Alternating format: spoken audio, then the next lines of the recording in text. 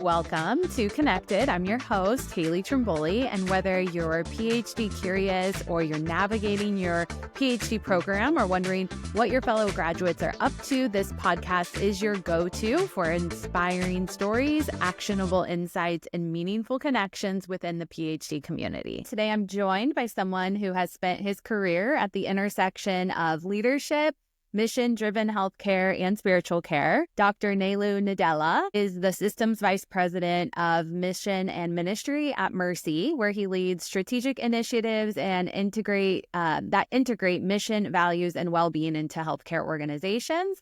With a PhD in Global Leadership and Change from Pepperdine University, an MBA in Healthcare Management, and a background in chaplaincy, Nelu has worked across major healthcare systems, leading everything from mission integration strategies to resilience programs for frontline workers. His expertise spans leadership development, organizational culture, and the impact of spiritually based leadership on diversity, equity, and inclusion. So I'm so excited to dive into his PhD journey, his research, and how he's applying his expertise in the real world. So Nelu, welcome to the podcast.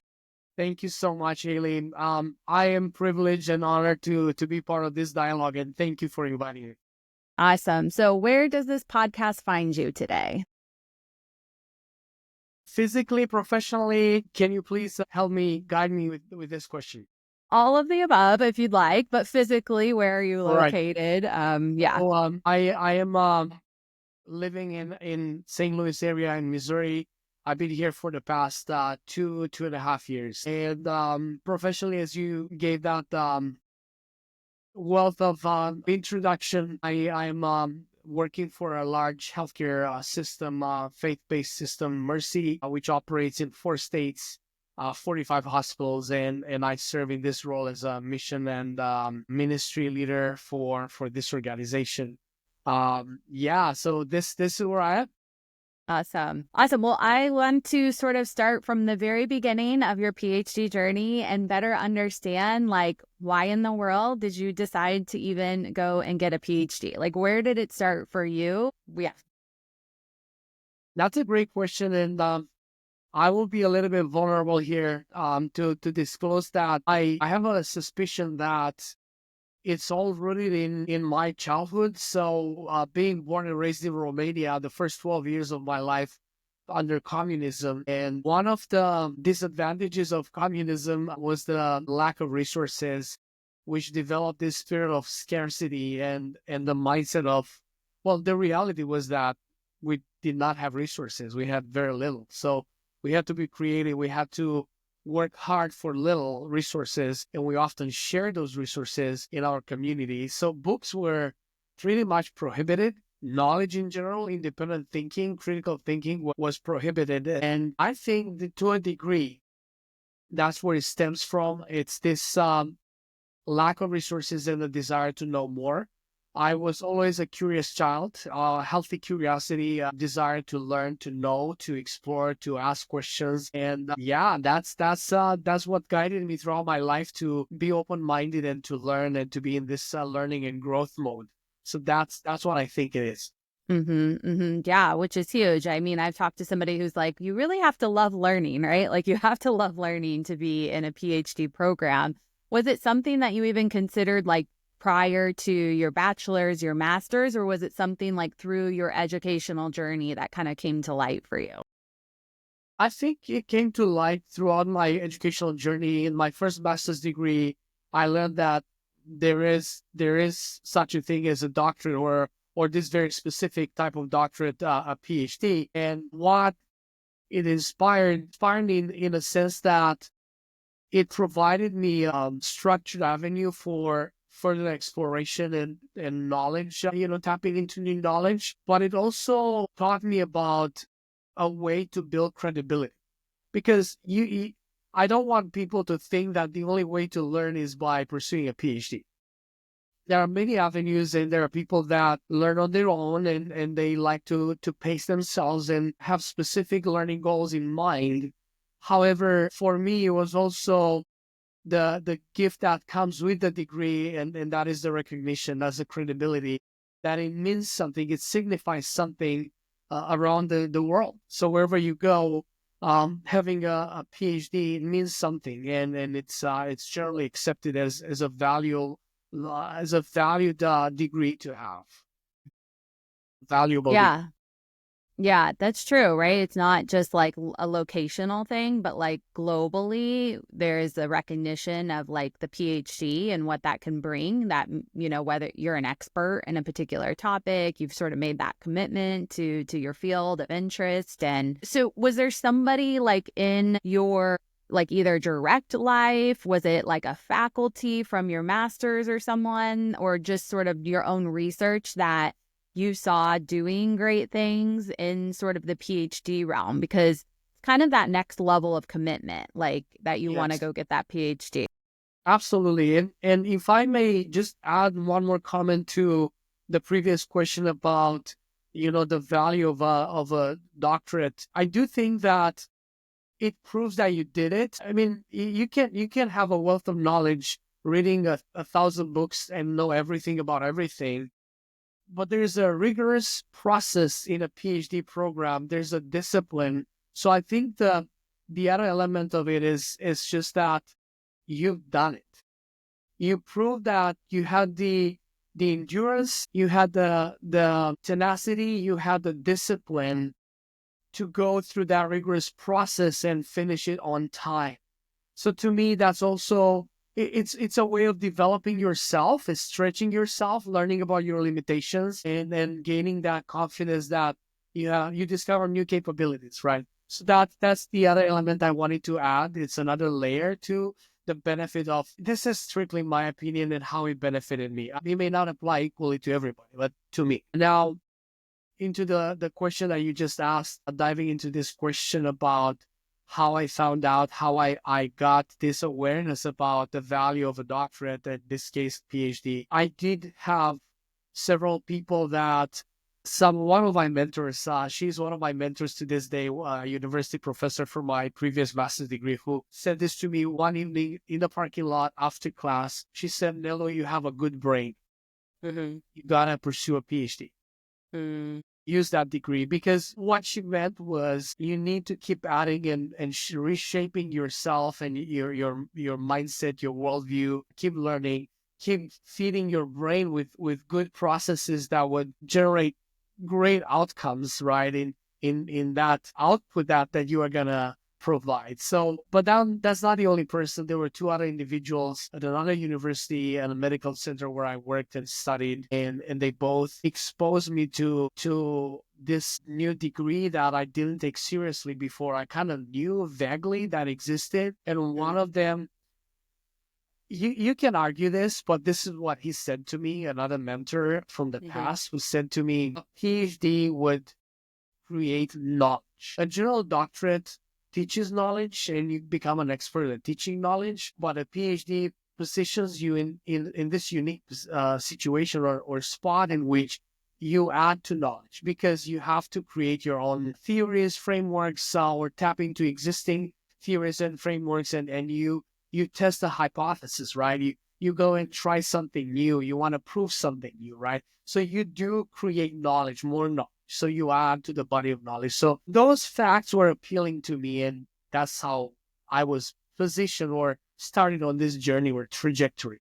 Yeah. Yeah. Was that exciting? Like, was that exciting? Like, yeah, I want to go and add and contribute to the knowledge. Was it a little like nerve-wracking or anything? Like, I think a lot of people might wrestle with sort of that like qualification aspect, right? Like, am I qualified to like contribute this type of knowledge? And I think there's a level of trusting the process, and we'll hear more about your process, but like in that initial phase, like, is that like, yeah, let's do this? Or like, I don't know.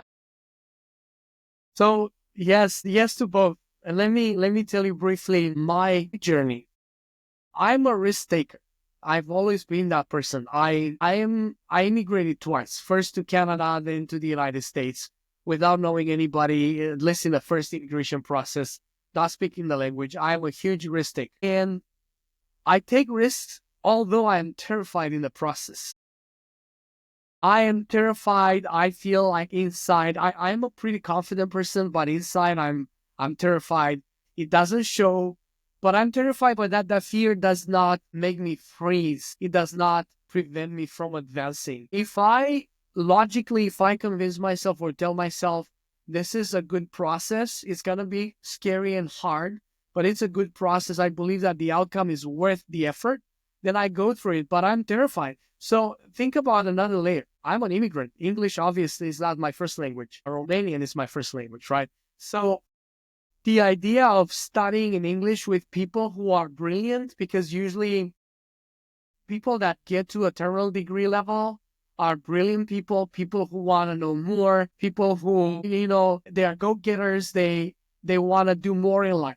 So sitting in the classroom with these individuals who are top in their profession, in their journey, it's intimidating, it's scary. And I was happy at the thought that some people are inviting me to explore the journey of a PhD, and then the fear kicks in and it's like whispering in the back of my head, you think you can do that? You think you can be at that table with the smartest and the most brilliant people? So it's constant dialogue between your fears and your confidence and your desire to succeed and learn and grow.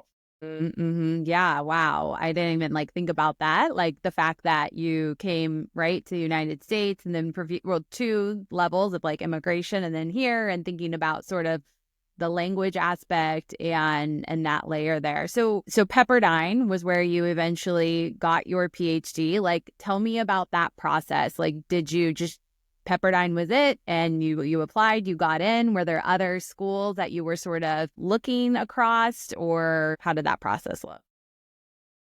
I did take my time to explore a few options. I was looking for the degree that sounded the right degree for me. And what I mean by this, let me explain briefly. I am not the type of person that would want to spend all my life doing research and writing papers. That's not who I am. What Pepperdine provided and why I loved this degree, and I still love the idea of Pepperdine, is a combination between theories, learning the top theories and learning from the best people in the industry, but then how you can apply the theoretical knowledge and make a difference in a transformational way, right, in an organization.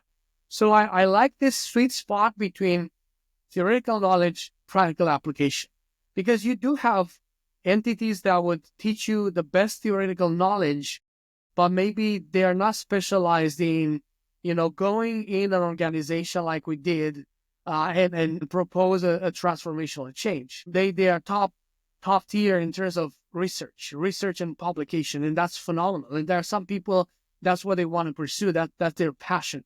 It was not my passion. And there are entities that will not emphasize research that much. They only focus on practical application, right? I think, again, Pepperdine represents the sweet spot, in my opinion. I did get accepted into a different program. I ended up not pursuing that. It was a leadership PhD, but I just figured that it was not giving me the best of both worlds, right? I got rejected from other programs where I thought I would go, where there were programs that they said a conditional yes, but we want you to take XYZ classes before that. So there are different proposals in the process. I was at the stage in my life when my first child was born, and I'm a little bit older than a lot of people that would move from college to master's to a PhD. So I was not willing to go and spend 2, 3, 4 years just doing research, working as an assistant somewhere at a university, long hours. Nothing bad with that. It was just not working for me because I had to work at the same time, full-time job, provide for my family, and be a husband, be a dad for a newborn child, and perform on all levels. So I just thought this is probably a better option for my situation. Yeah, that makes total sense. And I think one of the biggest ahas for me were these different models of PhD programs that I started learning about as I got into the application process. And I'm like, wow, there's some that you go in and you're full time, sort of that traditional working, and you're just in that PhD full time. And then there's some, I think, on the total opposite, but Pepperdine is, you have a strong research focus, but you're also applying and you can work. So you were working You have a new child, like what was your family thinking? And I mean, that's a whole nother layer, like beyond just the like, am I qualified enough? Like you have all these life responsibilities. So like, can you speak to that a little bit as you like entered into this huge commitment for a handful of years? I will not hide this from you and your viewers. There were times in the program, it was brutal. So it's not an easy journey. There were times when it made sense and it aligned perfectly with the way I thought, and I felt like I'm at home in this process. But there were parts of the process that was literally brutal. Maybe we'll explore on how you navigate the difficulties in the program and what type of support you have. But at first, the first supporter that I had was my wife. And before starting the program, once I was accepted, even before when I was applying, I would check with my wife and say, how would you feel about me pursuing this program? I hear it's very demanding, it's challenging. What do you think? And we talked a lot about it because I wanted to make sure I knew that. So you see, in this program, we had two children, right? So moving from one child to a second, people say one child feels like one, two children feel like three. And that's the reality. It's just all the responsibilities, all those times when you're not available to help, preparing dinner or watching the kids or playing with them or putting them to bed because I was in class, right? It was not easy, but my wife was my number one supporter. And she said, I know how important this is to you and your desire to learn, and I will do my best to support you. So it was a clear commitment on her part. Needless to say, she was very happy when I was done with the program. Yeah, no doubt, I'm sure. Yeah, yeah. I mean, I think it's like sort of your circle kind of goes through the program with you. Just especially, the ones that you live with and the ones that you're around, like it's a huge part of your life. It sounds like communication is a key um thing for that process. Okay, so let's sort of get into the program itself. So you're in the program. What was there like a typical day in the life? Like what did a typical day look like when you were in the PhD program? So the advantage of this program is that it gives you a degree of flexibility in terms of how much time you put in each week and what days. Of course, you have deadlines that you have to meet, like submitting papers, but there were days where I was so busy at work or family responsibilities that I would not have the time to do anything towards an assignment or reading a book.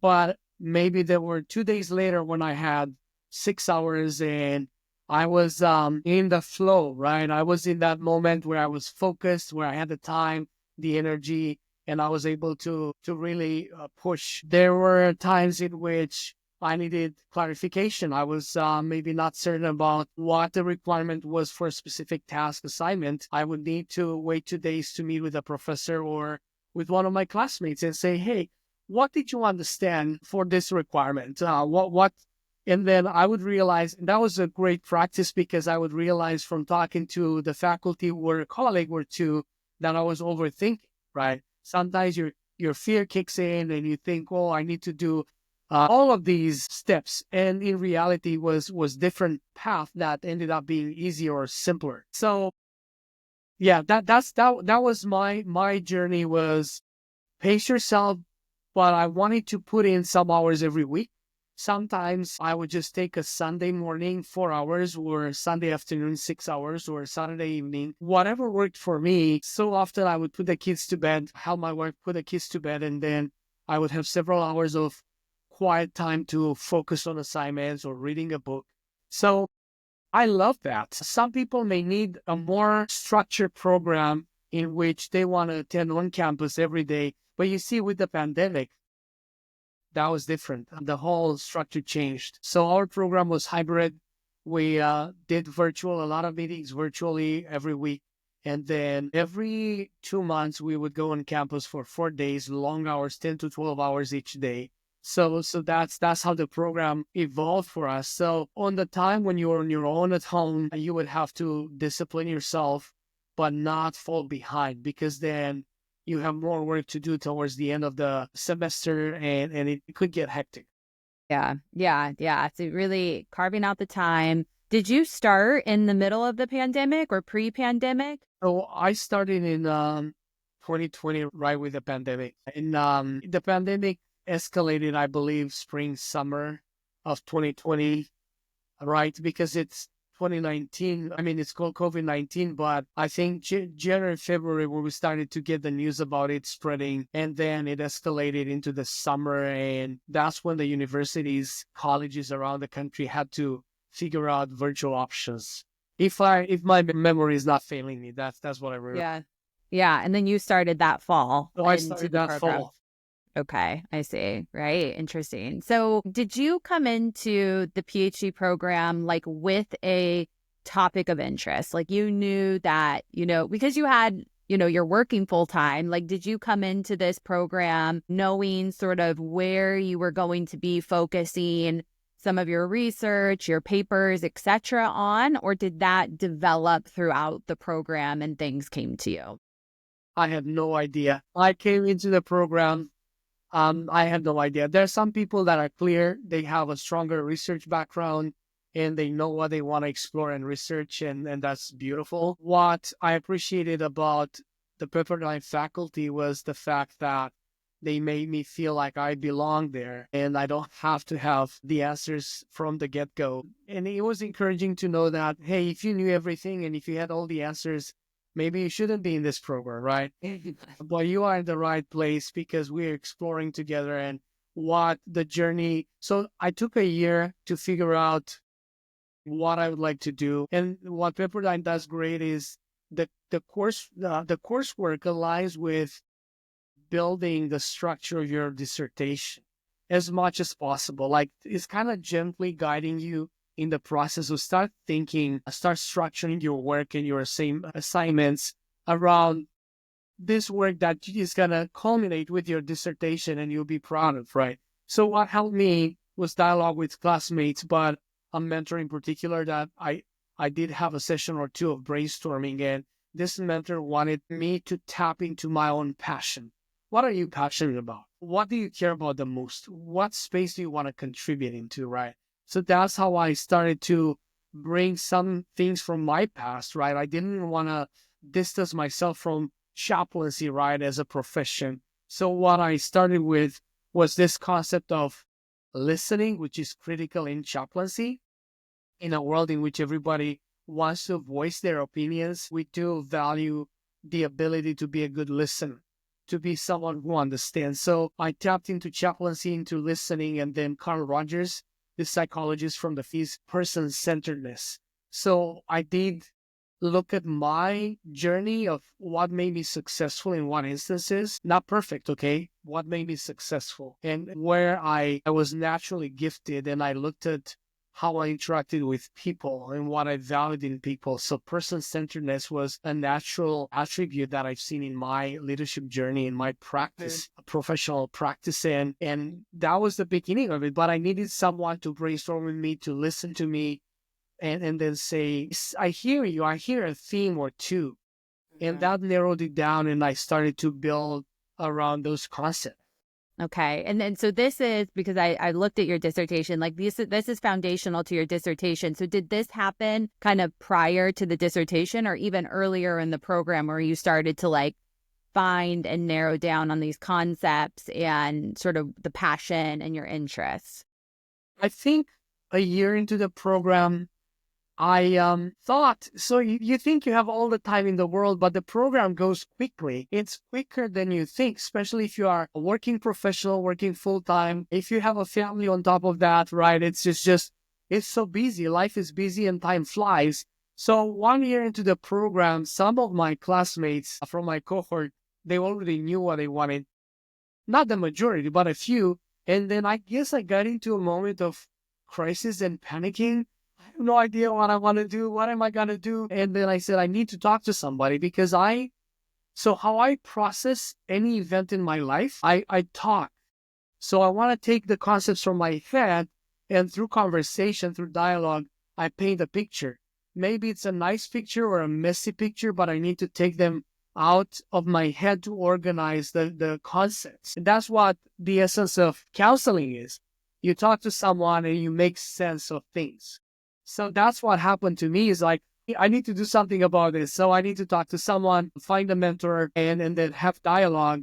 Maybe you need an hour, maybe you need 3 hours, but that will help you clarify. And you don't need to have the whole dissertation. You need to have the core concepts of at least one or two, and say, okay, this is my passion, and your professors are going to guide you into, okay, you want to research this. Is there an interest? Is there a research question that comes out of this? Who is your audience? What are you trying to solve with this? Because so passion, talent, and need are critical. They have to meet. If you are passionate about something but you have no talent, you're not going to be great in that, right? The best you can be is average. So you have to be passionate about something. You have to be talented or competent in that space. And then that has to meet a need out there, right? So that's how I looked at it. And find your audience, passion, and then if you are gifted in that space, tap into what you are naturally gifted or experienced in your field of work. Yeah, I love that. That's so applicable. Like thinking about the passions, your talents, the need out there, and being able to kind of bring those all together and find sort of where do they all meet to help you focus in on something. So you talked about like finding a mentor. Like what advice would you give somebody who's maybe like right in the program, they're just starting, and they want to find some sort of mentor? Like how did you find that person? Like how did you know? Who did you approach multiple people to have this conversation until it felt right and you got to that place? Like how would you advise somebody who is just starting out trying to look for that sort of mentor person? Absolutely. Great question. And for me, I started with classmates. I would ask, because some of them came from academia. So these folks are used to these concepts that were foreign to me at first, right? And they would give you some tips, or they would say, well, I know of this professor that teaches this class. This is an expert that would be a great start, right? So start with your classmates, someone that you feel comfortable with. And it's usually, for me at least, it was easier to talk to two of my classmates that I became friends with, because then you can talk in a relaxed mode and you can explore and you don't feel as embarrassed. Sometimes you may not know what questions to ask to a mentor or to a professor, right? You feel like, well, maybe you have the imposter syndrome, right? Do I belong in this program? It feels, above my pay grade. It feels challenging. Do I know what questions to ask? So you have to put that embarrassment aside. Several people feel like that, like they don't belong. So you have to put that embarrassment aside and you have to ask the questions.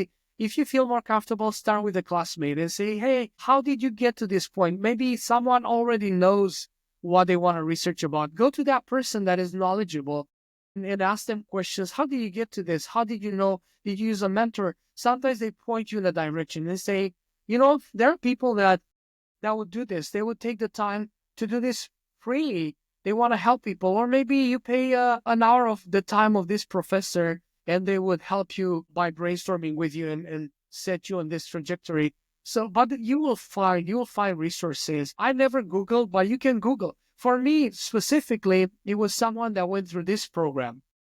And I talked to that person. I talked to several before starting the program. I asked Pepperdine, I said, can you please put me in touch with two people who are close to finishing the program? I would like to understand what their challenges were like, what the limitations, what they loved about the program. Are there areas that they didn't like, or mistakes from their journey that they could help me, prevent going that route? So I talked to two or three people. I know two specifically, and one of them gave me some great advice. The other one had babies just like my case, and it was like, it's doable. There will be times when you need a lot of support, you need to be focused. There are times when it's, it feels more relaxed. So it's doable. You will do it. You will do well. So he encouraged me a lot, and that boosted my confidence that, there are people with children and families that go through the program and it's manageable. So that's how I knew, like, there will be mentors. There will be mentors. Even Pepperdine has, an additional course that you can take to prepare you for dissertation. So you are not alone in the journey. Find a program, find a university that offers proper, clear journey and mentorship.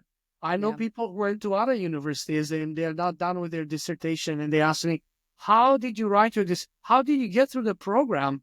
And I said, well, Pepperdine had a structure in place that kind of guided you. So that helped a lot. And there are other universities that you are completely on your own. And you may function well in that space, but if you are like me, I needed a little bit of guidance. That's huge. I mean, so wise to just chat through with people who have already gone through that process and be able to hear those stories, especially if they resonate with you, they're similar to yours, to be able to understand, like, yes, I can make it through. You know, it's going to have its ups, its downs, but you start to get some more color around sort of this daunting process or so many unknowns. So I think that's huge. Not only chatting with people before you get into your program who have gone through it, and LinkedIn, you know, social media makes it very easy to find those people. And then in the program, to help you clarify focus, is to lean on your classmate, have those casual conversations to help you maybe solidify your ideas, and then approaching the faculty or the folks that are in the university who also might be able to help guide that process. So dissertation. So we spoke about it a little bit here. Like, tell me, you had some time to really think about the ideas around your dissertation. Like, can you give a little bit of a summary on like what your dissertation was and maybe some of the things that surprised you from your findings or some of the main findings from it? My dissertation, the title is a mouthful. Impact of person-centered listening, impact of supervisors' person-centered listening on sense of belonging among occupational minoritized healthcare professionals. So the main idea was, how do we explore person-centered listening as a tool to equip leaders, managers, leaders in general, to make a significant impact on their teams? How do they make people feel like they belong, that they are recognized for their uniqueness in the workspace, specifically in healthcare? Why I did that? Because so I had a guess and I had a hypothesis, and I needed to validate that hypothesis. Because even if mine was qualitative research, so even if you don't control the outcome of your research, it can be the opposite. But it's still a dissertation. You publish that, and it's like, it did not support my hypothesis, and it proved the opposite of what I thought, right?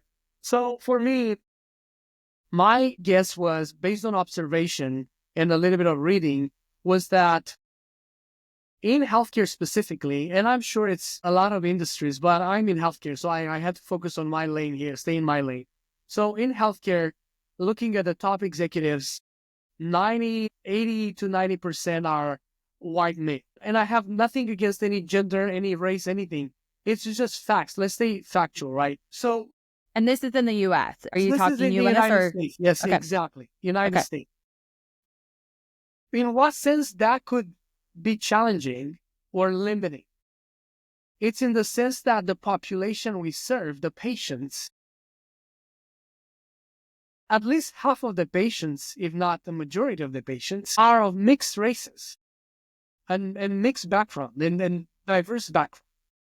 So when the people making all the decisions are of a specific minority, and the patients that benefit from those decisions are mixed with a variety of needs, there's a problem, and studies show what the problem is. Patient outcomes, medical errors. And I won't get into too many details now. I would love to, but it's a lot of implications for the patients that we serve, for the outcomes, for preventing medical errors, but also for the experience that people have, the employer and the employees, those that work the front line. How do they feel in communication with their managers, supervisors? How do they feel? Is there communication that's not taking place because these people feel like they're not understood, they don't belong, they're not included? One thing that I leaned into is that hiring diverse people, that doesn't mean that they are included or that they belong. So we need to move from hiring people that look different to educating the managers about understanding their team members, respecting what's unique, celebrating the uniqueness, while helping those people integrate. Because you cannot just be different in every aspect. You have to integrate into the culture of the organization to feel like you contribute and you belong, but at the same time, not at the expense of what's unique about you. So there's a balance, but also educating managers, because the behaviors that managers have, and I prove that it has a trickle-down effect, 2 layers in the organization. So no matter what the organization states and what their mission is, what their values are, if the behavior of the leaders show different values or traits or preferences, or if it's discriminatory, if those behaviors are displayed, then that's what employees take as a cue. That's what they copy. That's what they will imitate, and that would determine how they behave within the team and how they treat each other. So it has a lot of implications. So that was the essence of my dissertation. Is this is a problem? This is why it's a problem. What should we do about it? And then I interviewed 14 people who are in leadership roles, minority people across the healthcare industry from several states in the United States, and they validated my hypothesis.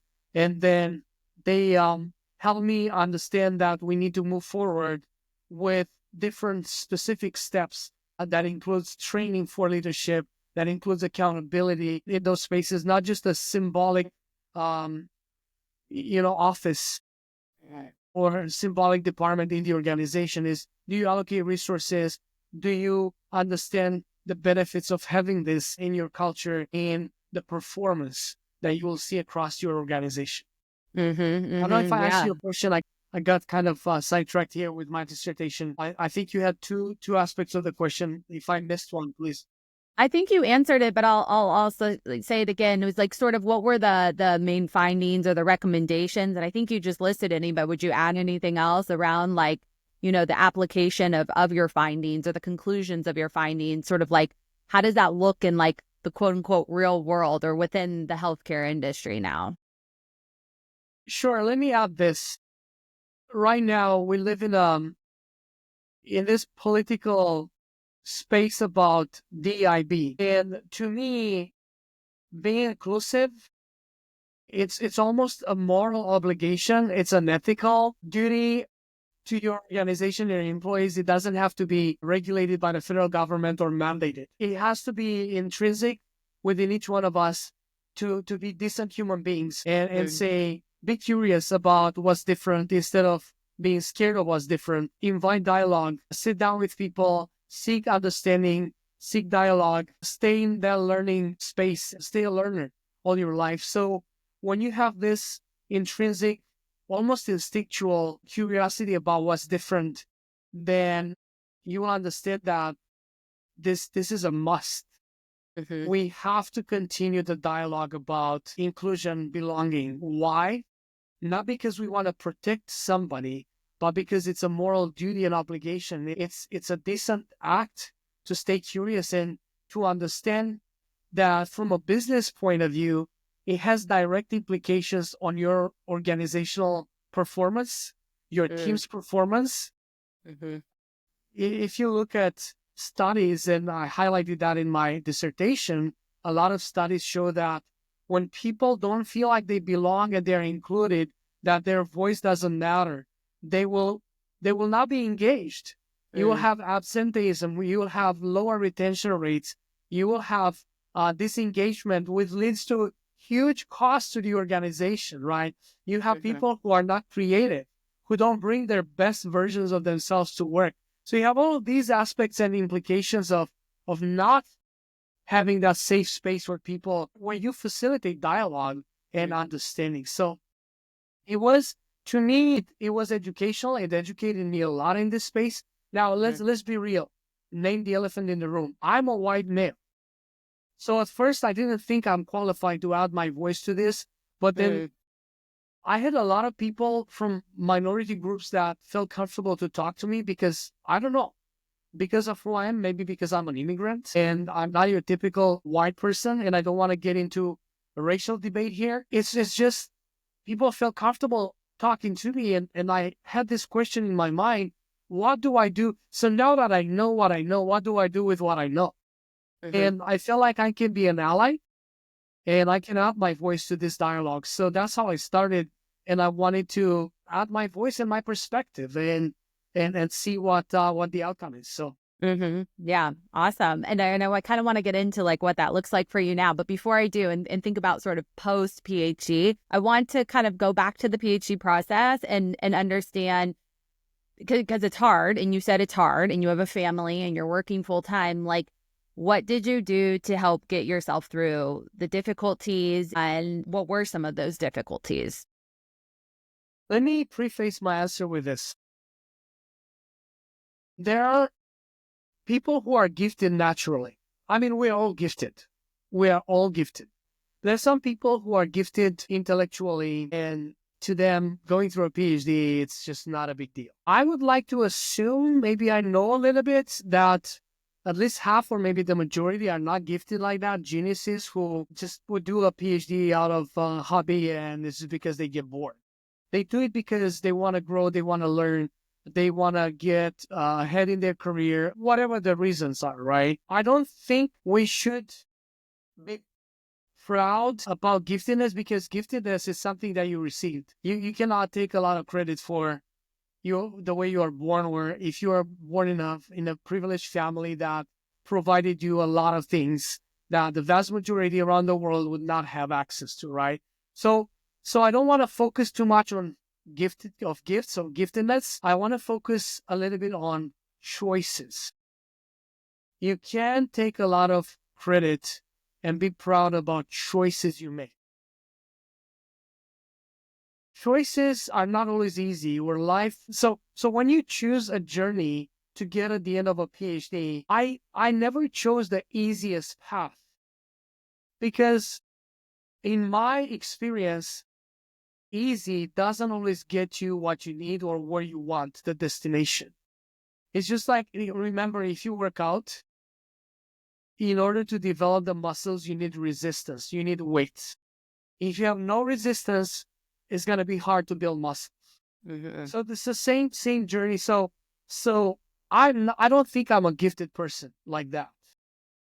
I'm a hard worker, and I'm proud of most of my choices in life. So I made good choices, not always, but I would say that vast majority good choices. Now, at the end of my PhD, I would do it again. I think it was a great choice. It was hard. What was hard? There were concepts that were not familiar to me, and you don't have time in a PhD to take an extra class to catch up. Wait, you don't have a button to press pause everyone else for you to catch up, Yeah. right? So you have to do it on the go. You have to do it in flight, right? It requires extra time. Talk to more people, talk to more colleagues, find when they are available to talk to you. Maybe talk to a professor 3 times instead of once. Yeah. Verify. Maybe read more. If you're not familiar with a concept, with a theory, you read an extra book, you read an extra paper, an extra journal. So there were times when it was challenging, and life is not a straight line. It's this zigzag of up and down, and sometimes, I mean, at some point in my beginning of my PhD journey, my family and I got evacuated from Napa Valley. We were living in California because of the fires. Wow. I was 8 hotels and Airbnbs for 5 weeks with my family. Oh my. And I was attending PhD classes. I didn't even know where we're going to be next week. And I was trying to have a clear mind about the assignments and submit papers on time, and try to connect to the pastor in the hotel. Find a space where I can attend the class. It made it extra difficult. You are not in a state of mind or emotionally where you can just go with the flow and with the classes. And there were assignments that were group assignments. And I needed to let my classmates know, I'm struggling right now. I'm in this situation. I will do my part. I need an extra day to submit my portion, or I cannot meet tonight. Let's meet on Sunday evening instead, right? So there are times when it was really hard, but you have to work with your classmates, with your professors, to get extra guidance or to get mentorship or some help. Yeah, that's huge. I mean, how timely. I'm based in LA. We had these huge fires. Like, you can't predict some of those external circumstances that might shake up your entire routine, get you evacuated. I mean, change your life significantly in the moment. And it's like, so what do, right? You overly communicate, make sure when you can, I mean, share those things. Like, it sounds like that's what you kind of leaned in on in those difficult moments, that you just also had that locked in vision in mind. Like, you didn't let that waver. Like, you knew you were going to get through it and went through the process in that regard. And if I may add just this quick comment, there are some people, and I had 2 or 3 people in my cohort who gave up in the first semester. Mm-hmm. I would say to anyone watching this, listening to this, don't give up. Mm-hmm. It's scary at first, especially when you do the orientation. You'll be overwhelmed. It's like drinking from a fire hydrant. Mm-hmm. It's just too much. I'm not going to be able to do it. And people panic and they give up. Yeah. I know one of the people I talked to who inspired me to pursue a PhD said, remember, it's one day at a time, one paper at a time. Yes, when you look at it, if you look at a mountain, if you want to hike and climb that mountain all the way to the top, you'd be like, I don't have the physical condition, but you take rest, you take breaks. It's a journey. You don't have to go in like 1 hour from 0 to 8,000 foot altitude. It's going to be a journey, right? There will be snacks in between and rest. So pace yourself. You can do it. If you Mm-hmm. can accept it, you'll probably do it. Most Mm-hmm. likely you'll succeed. You will have support. Don't panic. Don't give up. Yeah, that's so, so real. I mean, thinking about everything that you have to do from the start is just too much. And it's like, you kind of have to, like, that's what you're given at your orientation. And when you're Yes. applying to the program, like, you're Yes. thinking big picture. But at the end of the day, like, it's one class, one term, your direct cohort, having those conversations and realizing you're not alone, right? I think that's why it's so powerful to like hear these stories, is like, we all have these different circumstances happening in our lives, and you can get through, and you're not alone in that. So yeah, that's huge. So life post PhD, you did this amazing dissertation, you got through. Like, what does life look like now that you are graduated and sort of on the other end? I will answer this with, or at least a portion of my answer, with what one of my Pepperdine professors told me at graduation. He said this to me, and it's such a beautiful analogy. Having a PhD is like getting the car keys, and now you can drive anywhere you want. And it's so true, because a PhD, at least a PhD from Pepperdine, gives you the ability to maybe advance in a profession in your organization where you couldn't because you needed a terminal degree like a PhD. That's one way. It builds credibility. Someone said to me, well, when you come in and speak, we see the PhD letters after your name, and we think, well, this person, it's a PhD. We don't have to worry about it. Like, they figured it out. They will know how to address the message, to be on time, to finish on time. I also think that it gives you the flexibility to this metaphor of getting the car keys, to start thinking and being creative and saying, what do you want to do with your life? What do you want to do with the knowledge? And it's not, you are not stuck to everything you do now is based on your dissertation. No, that's not the defining moment for the rest of your life. That's an exercise. It's a great one. But Mm-hmm. now you can discover that, hold on, there are other theories or other passions of mine that I would like to tap into, to explore and write about. So I was invited to contribute with writing to the Encyclopedia of Diversity, Inclusion, and Spirituality, right? That's a great thing to do. I was cited in the Forbes magazine by Sam Rockwell, who wrote an article and quoted my research. And that's another great outcome. I will soon go to California to deliver a keynote speech, a workshop. The workshop is going to be based on my dissertation. The keynote speech is based on a new passion and interest on organizational post-traumatic recovery. that I tapped into, and that was not a part of my dissertation, but it's something that now I can create, I can do more research, and I can teach other people. So Mm-hmm. it feels amazing. Mm-hmm. I have all of these possibilities, and because I have a PhD, again, it opens doors for me to go and present, and it's just amazing.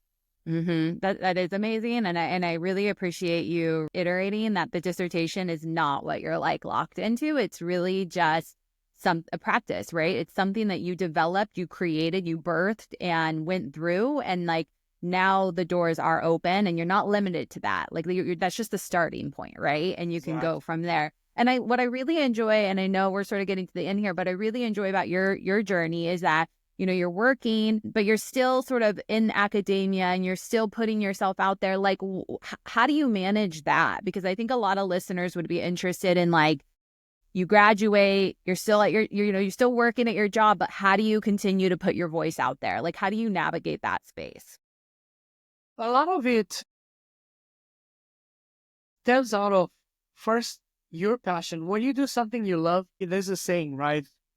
Find something you love, and you won't work a day in your life for the rest of your life, something like that. So when you are passionate, you are naturally gonna dedicate time to things that you like. Imagine watching a movie series that you love, right? I watched one a year ago, Halo. I just love science fiction movies, and that appealed to me. Is you find the time. You're like you stay late at night. You always find the time to do what you're passionate about, right? So find what you're passionate about, and naturally you're going to dedicate time. Pace yourself. Don't force anything. Like some of these connections that happen so naturally, organically, that, there are doors I tried to open, they did not open. I tried to force the doors, they did not open. And then there are some things that happen out of the blue how did this happen? Like I'm going to speak at the California Placement Association in a few weeks. I was invited to submit an application. How things happen, I don't always know, but I would say follow your passion, stay out there, be visible, post things on LinkedIn, social media in general. Use your voice. You don't have to be so progress, not perfection. You have to Yeah. chase perfection. Chase it. You may never reach perfection. I may never reach that, but you get to be better or excellent, right? So progress. Pursue progress. So progress, post something. Yeah, you feel embarrassed. Maybe someone will not give you credit for that or will make a mean comment. It's okay. It's part of the growth. It's part of the journey. So staying visible, staying in touch with some key players in the field. If you are passionate about something, connect with that audience. Connect with people that are like-minded. We become the average of 5 people we spend most of the time with, right? So if you are passionate about something, keep in touch with those people. Ask them, what are you reading? What books are you reading? What research are you doing right now? What are some of the unmet needs out there? So constantly gauge, see what you have to offer, and then start adding your voice in that space. And then you get invitations, and then you get to participate in projects, and it will happen naturally. It's just that don't force a timeline. Don't be like, if it doesn't happen in 1 year, I fail. Yeah. It doesn't work like that. Yeah. And how you find the time? Well, you have to take time from things that are not as critical in your life, or maybe not as valuable. Let's be real. Yeah. I found that I wasted time. So I had to take time from the spaces where it was wasted and put it in other areas. So you'll find the time for what you are passionate about. And maybe sometimes that job and that vocation will find you. And then you have to give up everything else and just focus on one thing that will be rewarding on all levels. That's huge. I love the aspect of not forcing things and just remembering the purpose and really truly believing or having the faith that those things will come to you and those doors will open. That's amazing. Well, okay, two questions here that I want to be asking at the end of each podcast. So the first one is, what's one book or podcast or article that you think every PhD student should read or listen to? Wow. I would say a book that comes to mind, Outliers. That's a great book. The 5 a.m. Club is worth reading. Getting the discipline, getting some wisdom. I have many other titles, but I don't want to confuse the audience. The Book of Joy, the dialogue between Desmond Tutu and the Dalai Lama. There are many, many books, and there are leadership books, of course, from Pepperdine and top books that anyone can Google. But these three, for different reasons, I think they would be inspirational for anyone that would like to tap into. Fantastic. I'll link to those. And then final question, if you could give your younger self one piece of advice before starting your PhD, what would it be? I know you've already given so much wisdom, but Yes. circling back, ending with this. Believe you can, and you'll be halfway there. Believe you can. Don't let absolutely no circumstances dictate your future. There's a saying that goes like this: may your hopes and dreams define your future, not your fears. So looking forward, onward, dreaming, believing you can achieve. And if I did it, a lot of people can do it. Almost anyone can do it. So that's, I think the biggest fear is I won't have money. I'll be in debt. I won't have the time. I won't have the capability. I'm not smart enough. Well, whatever excuses we give ourselves to fail, our brains will take that seriously and we will fail. But we have to fill our brains with ideas and dreams and hopes and possibility. So that's why I would tell myself, believe in anything. You can achieve pretty much anything at a younger age. Pretty much, not absolutely. I don't think I can be an astronaut. I would have to be a genius in chemistry and physics, but a lot of things are possible. Amazing. And then you did it. So thank you so much for being here today, sharing your journey, your story on all the different aspects. So if anybody wants to stay connected with you, where can they find you? Absolutely. And by the way, Haley, thank you so much. It's the greatest honor to contribute to other people's journeys. If I influence one person, then this was a success, this dialogue, and I hope to inspire someone to go for those dreams. I can be found on LinkedIn and we can communicate that way. Social media, I have a Facebook account too. I'm not very active on Facebook, a little bit on Instagram, but LinkedIn is my go-to platform. Well, I'll make sure to link to you there. So appreciate it. Thank you again. Safe travels out to your journey soon. And thanks so much. Thank you. All the best to you and to your audience. Take care. Thanks. Bye. What a great conversation with Nelu. I love how focused he was on achieving his goal of completing his PhD program, not rushing anything, staying very mindful of what his faculty would help him with, what his classmates would help him with, and helping him really hone in on what he ended up completing in his dissertation, as well as just in his career. I think that these are some really valuable lessons that hard things will happen in your PhD, whether it is having children or navigating getting evacuated at a point in time, and that having your goal in front of you and persevering and having resilience will get you through. So if you're in a similar situation, know that you can get through this program successfully and get to the other side, similar to Nelu. So what resonated with you the most? I'd love to hear your thoughts. Drop me a message or a comment. And thank you for tuning in to Connected today. You can find all of the links in the show notes. And if you enjoyed this episode, don't forget to subscribe, leave a review, and share it with someone in your PhD community. And be sure to follow along on LinkedIn, Instagram, and YouTube for more conversations just like this. So I'll see you next time and stay connected.